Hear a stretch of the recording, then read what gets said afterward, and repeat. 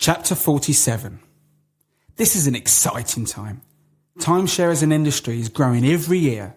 As always, there may be many challenges that are thrown your way: resales, cooling off periods, bad companies with untrue comments on the internet. Yet this year, millions of dollars will be spent on timeshares around the world on the day after a 90-minute presentation. Fact. Blame and responsibility are two key words for the year.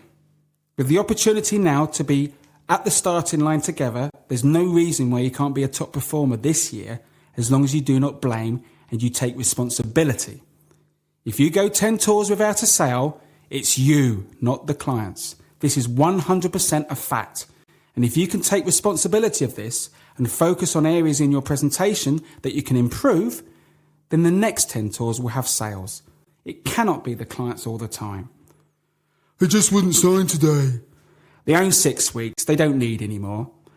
They only just bought a week. They need to speak to their financial advisor. They will buy once they sell their house. They want to speak with their family. They don't like the result. Look at how many times the word they is used. You will hear this so many times from a low performer. It is putting the blame on the clients and taking the responsibility away from the sales professional. So as far as they're concerned, they're doing their best they can with what they have in front of them. You could write a book called 1001 Reasons Why the Clients Did Not Buy. I'd write a follow-up book called Not Sold, with just that.